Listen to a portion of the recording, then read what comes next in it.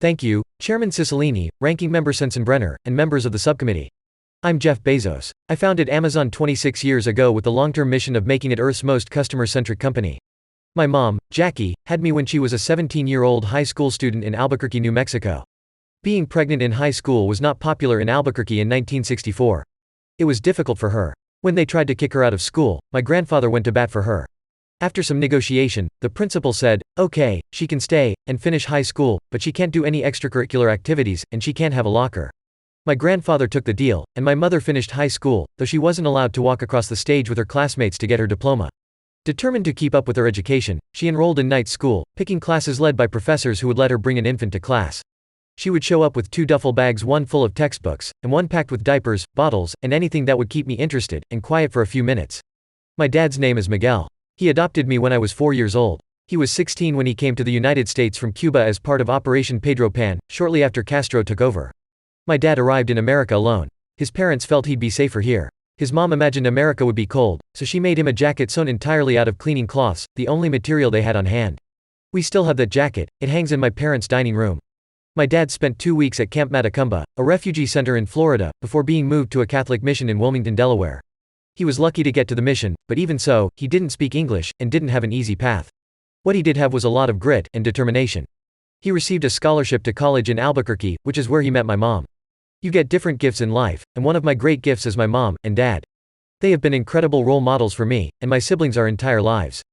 You learn different things from your grandparents than you do from your parents, and I had the opportunity to spend my summers from ages 4 to 16 on my grandparents' ranch in Texas. My grandfather was a civil servant, and a rancher. He worked on space technology and missile defense systems in the 1950s and 60s, for the Atomic Energy Commission. He was self-reliant and resourceful. When you're in the middle of nowhere, you don't pick up a phone and call somebody when something breaks. You fix it yourself. As a kid, I got to see him solve many seemingly unsolvable problems himself, whether he was restoring a broken-down Caterpillar bulldozer or doing his own veterinary work. He taught me that you can take on hard problems. When you have a setback, you get back up and try again. You can invent your way to a better place. I took these lessons to heart as a teenager, and became a garage inventor. I invented an automatic gate closer out of cement-filled tires, a solar cooker out of an umbrella, and tinfoil, and alarms made from baking pans to entrap my siblings. The concept for Amazon came to me in 1994. The idea of building an online bookstore with millions of titles, something that simply couldn't exist in the physical world, was exciting to me. At the time, I was working at an investment firm in New York City. When I told my boss I was leaving, he took me on a long walk in Central Park. After a lot of listening, he finally said, "You know what, Jeff, I think this is a good idea, but it would be a better idea for somebody who didn't already have a good job." He convinced me to think about it for 2 days before making a final decision. It was a decision I made with my heart, and not my head. When I'm 80, and reflecting back, I want to have minimized the number of regrets that I have in my life. And most of our regrets are acts of omission, the things we didn't try, the paths untraveled. Those are the things that haunt us. And I decided that if I didn't at least give it my best shot, I was going to regret not trying to participate in this thing called the internet that I thought was going to be a big deal. The initial startup capital for Amazon.com came primarily from my parents, who invested a large fraction of their life savings in something they didn't understand. They weren't making a bet on Amazon or the concept of a bookstore on the internet. They were making a bet on their son. I told them that I thought there was a 70% chance they would lose their investment, and they did it anyway. It took more than 50 meetings for me to raise $1 million from investors, and over the course of all those meetings, the most common question was, "What's the internet?" Unlike many other countries around the world, this great nation we live in supports, and does not stigmatize, entrepreneurial risk-taking. I walked away from a steady job, into a Seattle garage to found my startup, fully understanding that it might not work. It feels like just yesterday I was driving the packages to the post office myself, dreaming that one day we might be able to afford a forklift. Amazon's success was anything but preordained. Investing in Amazon early on was a very risky proposition. From our founding through the end of 2001, our business had cumulative losses of nearly $3 billion, and we did not have a profitable quarter until the fourth quarter of that year. Smart analysts predicted Barnes & Noble would steamroll us, and branded us, Amazon, Toast. In 1999, after we'd been in business for nearly 5 years, Barron's headlined a story about our impending demise, Amazon, bomb. My annual shareholder letter for 2000 started with a one-word sentence, ouch. At the pinnacle of the internet bubble, our stock price peaked at $116, and then after the bubble burst our stock went down to $6. Experts and pundits thought we were going out of business. It took a lot of smart people with a willingness to take a risk with me, and a willingness to stick to our convictions, for Amazon to survive, and ultimately to succeed. And it wasn't just those early years. In addition to good luck, and great people, we have been able to succeed as a company only because we have continued to take big risks. To invent you have to experiment, and if you know in advance that it's going to work, it's not an experiment. Outsized returns come from betting against conventional wisdom, but conventional wisdom is usually right. A lot of observers characterized Amazon Web Services as a risky distraction when we started. What does selling compute and storage have to do with selling books? They wondered. No one asked for AWS. It turned out the world was ready and hungry for cloud computing but didn't know it yet. We were right about AWS, but the truth is, we've also taken plenty of risks that didn't pan out. In fact, Amazon has made billions of dollars of failures. Failure inevitably comes along with invention and risk-taking, which is why we try to make Amazon the best place in the world to fail. Since our founding, we have strived to maintain a day one mentality at the company. By that I mean approaching everything we do with the energy and entrepreneurial spirit of day one. Even though Amazon is a large company, I have always believed that if we commit ourselves to maintaining a day one mentality as a critical part of our DNA, we can have both the scope and capabilities of a large company and the spirit and heart of a small one. In my view, obsessive customer focus is by far the best way to achieve and maintain day one vitality. Why? Because customers are always beautifully, wonderfully dissatisfied, even when they report being happy, and business is great. Even when they don't yet know it, customers want something better, and a constant desire to delight customers drives us to constantly invent on their behalf. As a result, by focusing obsessively on customers, we are internally driven to improve our services, add benefits and features, invent new products, lower prices, and speed up shipping times before we have to. No customer ever asked Amazon to create the Prime membership program, but it sure turns out they wanted it. And I could give you many such examples. Not every business takes this customer-first approach, but we do, and it's our greatest strength. Customer trust is hard to win, and easy to lose. When you let customers make your business what it is, then they will be loyal to you right up to the second that someone else offers them better service. We know that customers are perceptive and smart. We take as an article of faith that customers will notice when we work hard to do the right thing, and that by doing so again and again, we will earn trust. You earn trust slowly, over time, by doing hard things while delivering on time, offering everyday low prices, making promises and keeping them, making principled decisions, even when they're unpopular, and giving customers more time to spend with their families by inventing more convenient ways of shopping, reading, and automating their homes.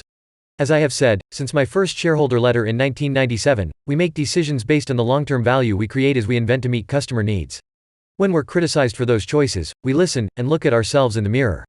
When we think our critics are right, we change. When we make mistakes, we apologize. But when you look in the mirror, assess the criticism, and still believe you're doing the right thing, no force in the world should be able to move you. Fortunately, our approach is working. 80% of Americans have a favorable impression of Amazon overall, according to leading independent polls. Who do Americans trust more than Amazon to do the right thing? Only their primary physicians and the military, according to a January 2020 Morning Consult survey. Researchers at Georgetown and New York University found in 2018 that Amazon trailed only the military among all respondents to a survey on institutional and brand trust. Among Republicans, we trailed only the military and local police. Among Democrats, we were at the top, leading every branch of government, universities, and the press. In Fortune's 2020 rankings of the world's most admired companies, we came in second place. Apple was number one. We are grateful that customers notice the hard work we do on their behalf, and that they reward us with their trust. Working to earn and keep that trust is the single biggest driver of Amazon's day one culture. The company most of you know as Amazon is the one that sends you your online orders in the brown boxes with the smile on the side. That's where we started, and retail remains our largest business by far, accounting for over 80% of our total revenue. The very nature of that business is getting products to customers. Those operations need to be close to customers, and we can't outsource these jobs to China or anywhere else. To fulfill our promises to customers in this country, we need American workers to get products to American customers. When customers shop on Amazon, they are helping to create jobs in their local communities. As a result, Amazon directly employs 1 million people, many of them entry-level and paid by the hour. We don't just employ highly educated computer scientists and MBAs in Seattle and Silicon Valley. We hire and train hundreds of thousands of people in states across the country such as West Virginia, Tennessee, Kansas, and Idaho. These employees are package stowers, mechanics, and plant managers. For many, it's their first job. For some, these jobs are a stepping stone to other careers, and we are proud to help them with that. We are spending more than $700 million to give more than 100,000 Amazon employees access to training programs in fields such as healthcare, transportation, machine learning, and cloud computing. That program is called Career Choice. And we pay 95% of tuition and fees toward a certificate or diploma for in-demand, high-paying fields, regardless of whether it's relevant to a career at Amazon. Patricia Soto, one of our associates, is a Career Choice success story. Patricia always wanted to pursue a career in the medical field, to help care for others, but with only a high school diploma, and facing the costs of post-secondary education, she wasn't sure she'd be able to accomplish that goal. After earning her medical certification through Career Choice, Patricia left Amazon to start her new career as a medical assistant at Sutter Gould Medical Foundation, supporting a pulmonary medicine doctor. Career Choice has given Patricia, and so many others, a shot at a second career that once seemed out of reach. Amazon has invested more than $270 billion in the US over the last decade. Beyond our own workforce, Amazon's investments have created nearly 700,000 indirect jobs, in fields like construction, building services, and hospitality. Our hiring and investments have brought much-needed jobs, and added hundreds of millions of dollars in economic activity to areas like Fall River, Massachusetts, California's Inland Empire, and Rust Belt states like Ohio. During the COVID-19 crisis, we hired an additional 175,000 employees, including many laid off from other jobs during the economic shutdown. We spent more than $4 billion in the second quarter alone to get essential products to customers, and keep our employees safe during the COVID-19 crisis. And a dedicated team of Amazon employees from across the company has created a program to regularly test our workers for COVID-19. We look forward to sharing our learnings with other interested companies and government partners. The global retail market we compete in is strikingly large and extraordinarily competitive. Amazon accounts for less than 1% of the $25 trillion global retail market, and less than 4% of retail in the US. Unlike industries that are winner-take-all, there's room in retail for many winners. For example, more than 80 retailers in the US alone earn over $1 billion in annual revenue. Like any retailer, we know that the success of our store depends entirely on customer satisfaction with their experience in our store. Every day, Amazon competes against large, established players like Target, Costco, Kroger, and, of course, Walmart, a company more than twice Amazon's size. And while we have always focused on producing a great customer experience, for retail sales done primarily online, sales initiated online are now an even larger growth area for other stores. Walmart's online sales grew 74% in the first quarter. And customers are increasingly flocking to services invented by other stores, that Amazon still can't match at the scale of other large companies, like curbside pickup and in-store returns. The COVID-19 pandemic has put a spotlight on these trends, which have been growing for years. In recent months, curbside pickup of online orders has increased over 200%, in part due to COVID-19 concerns. We also face new competition from the likes of Shopify and Instacart, companies that enable traditionally physical stores to put up a full online store almost instantaneously, and to deliver products directly to customers in new and innovative ways, and a growing list of omnichannel business models. Like almost every other segment of our economy, technology is used everywhere in retail, and has only made retail more competitive, whether online, in physical stores, or in the various combinations of the two that make up most stores today. And we, and all other stores, are acutely aware that, regardless of how the best features of online and physical stores are combined, we are all competing for and serving the same customers. The range of retail competitors and related services is constantly changing, and the only real constant in retail is customers' desire for lower prices, better selection, and convenience. It's also important to understand that Amazon's success depends overwhelmingly on the success of the thousands of small and medium-sized businesses that also sell their products in Amazon stores. Back in 1999, we took what at the time was the unprecedented step of welcoming third-party sellers into our stores and enabling them to offer their products right alongside our own. Internally, this was extremely controversial, with many disagreeing, and some predicting this would be the beginning of a long, losing battle. We didn't have to invite third-party sellers into the store. We could have kept this valuable real estate for ourselves. But we committed to the idea that over the long term it would increase selection for customers, and that more satisfied customers would be great for both third-party sellers and for Amazon. And that's what happened. Within a year of adding those sellers, third-party sales accounted for 5% of unit sales, and it quickly became clear that customers loved the convenience of being able to shop for the best products, and to see prices from different sellers all in the same store. These small and medium-sized third-party businesses now add significantly more product selection to Amazon stores than Amazon's own retail operation. Third-party sales now account for approximately 60% of physical product sales on Amazon, and those sales are growing faster than Amazon's own retail sales. We guessed that it wasn't a zero-sum game.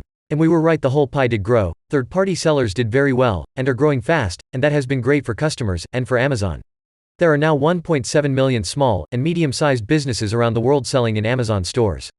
More than 200,000 entrepreneurs worldwide surpassed $100,000 in sales in our stores in 2019. On top of that, we estimate that third-party businesses selling in Amazon stores have created over 2.2 million new jobs around the world. One of those sellers is Sherry Uckel, who wanted to change careers to be home more for her children. She started handcrafting gifts and party supplies for friends as a hobby, and eventually began selling her products on Amazon. Today, Sherry's company employs nearly 80 people, and has a global customer base. Another is Christine Krogh, a stay-at-home mother of 5, in Salt Lake City. Christine started a business selling baby clothes through her own website, before taking a chance on Amazon. She has since seen her sales more than double, and she's been able to expand her product line, and hire a team of part-time employees. Selling on Amazon has allowed Sherry and Christine to grow their own businesses and satisfy customers on their own terms. And it is striking to remember how recent all of this is. We did not start out as the largest marketplace. eBay was many times our size. It was only by focusing on supporting sellers and giving them the best tools we could invent that we were able to succeed and eventually surpass eBay. One such tool is Fulfillment by Amazon, which enables our third-party sellers to store their inventory in our fulfillment centers, and we take on all logistics, customer service, and product returns. By dramatically simplifying all of those challenging aspects of the selling experience in a cost-effective way, we have helped many thousands of sellers grow their businesses on Amazon. Our success may help explain the wide proliferation of marketplaces of all types and sizes around the world. This includes U.S. companies like Walmart, eBay, Etsy, and Target, as well as retailers based overseas, but selling globally, such as Alibaba and Rakuten. These marketplaces further intensify competition within retail. The trust customers put in us every day has allowed Amazon to create more jobs in the United States over the past decade than any other company. Hundreds of thousands of jobs, across 42 states. Amazon employees make a minimum of $15 an hour, more than double the federal minimum wage, which we have urged Congress to increase.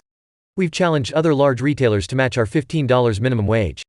Target did so recently, and just last week so did Best Buy. We welcome them, and they remain the only ones to have done so.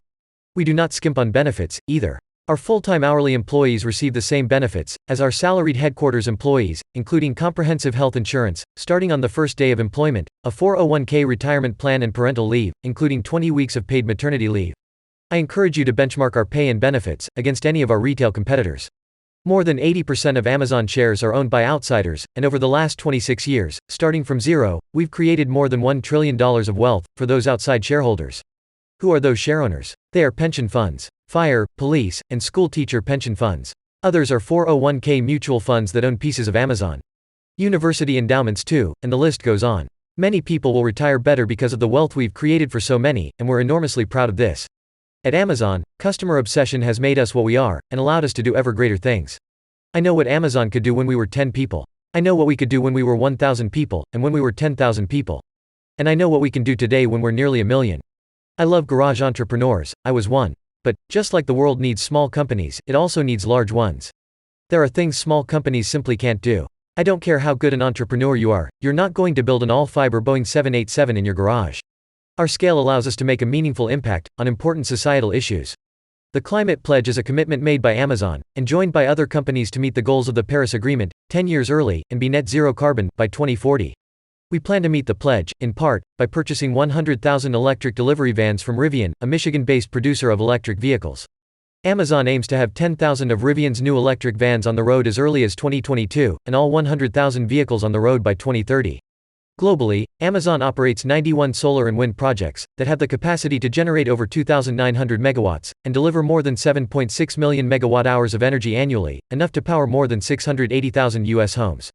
Amazon is also investing $100 million in global reforestation projects, through the Right Now Climate Fund, including $10 million Amazon committed in April, to conserve, restore and support sustainable forestry, wildlife, and nature-based solutions across the Appalachian Mountains, funding 2 innovative projects in collaboration with the Nature Conservancy. 4 global companies Verizon, Reckitt Benckiser, Infosys, and Oakview Group, recently signed the Climate Pledge, and we continue to encourage others to join us in this fight. Together, we will use our size and scale to address the climate crisis right away. And last month, Amazon introduced the Climate Pledge Fund, started with $2 billion in funding from Amazon. The fund will support the development of sustainable technologies and services that in turn will enable Amazon and other companies to meet the climate pledge. The fund will invest in visionary entrepreneurs and innovators who are building products and services to help companies reduce their carbon impact and operate more sustainably. We recently opened the largest homeless shelter in Washington state, and it's located inside one of our newest headquarter buildings in downtown Seattle. The shelter is for Mary's Place, an incredible Seattle-based nonprofit. The shelter, part of Amazon's $100 million investment in Mary's Place, spans 8 floors and can accommodate up to 200 family members each night. It has its own health clinic and provides critical tools and services to help families fighting homelessness get back on their feet. And there is dedicated space for Amazon to provide weekly pro bono legal clinics, offering counsel on credit and debt issues, personal injury, housing, and tenant rights. Since 2018, Amazon's legal team has supported hundreds of Mary's Place guests and volunteered more than 1,000 pro bono hours. Amazon Future Engineer is a global childhood-to-career program designed to inspire, educate and prepare thousands of children and young adults from underrepresented and underserved communities to pursue a computer science career. The program funds computer science coursework and professional teacher development for hundreds of elementary schools. Introductory and AP computer science classes for more than 2,000 schools in underserved communities across the country, and 104-year, $40,000 college scholarships to computer science students from low-income backgrounds. Those scholarship recipients also receive guaranteed internships at Amazon. There is a diversity pipeline problem in tech, and this has an outsized impact on the Black community. We want to invest in building out the next generation of technical talent for the industry and expanding the opportunities for underrepresented minorities. We also want to accelerate this change right now. To find the best talent for technical and non-technical roles, we actively partner with historically Black colleges and universities on our recruiting, internship, and upskilling initiatives. Let me close by saying that I believe Amazon should be scrutinized. We should scrutinize all large institutions, whether they're companies, government agencies, or nonprofits. Our responsibility is to make sure we pass such scrutiny with flying colors. It's not a coincidence that Amazon was born in this country. More than any other place on earth, new companies can start, grow, and thrive here in the US. Our country embraces resourcefulness and self-reliance, and it embraces builders who start from scratch. We nurture entrepreneurs and startups with stable rule of law, the finest university system in the world, the freedom of democracy, and a deeply accepted culture of risk-taking. Of course, this great nation of ours is far from perfect. Even as we remember Congressman John Lewis and honor his legacy, we're in the middle of a much-needed race reckoning. We also face the challenges of climate change and income inequality, and we're stumbling through the crisis of a global pandemic. Still, the rest of the world would love even the tiniest sip of the elixir we have here in the US. Immigrants like my dad see what a treasure this country is. They have perspective and can often see it even more clearly than those of us who were lucky enough to be born here. It's still day one for this country, and even in the face of today's humbling challenges, I have never been more optimistic about our future. I appreciate the opportunity to appear before you today, and am happy to take your questions.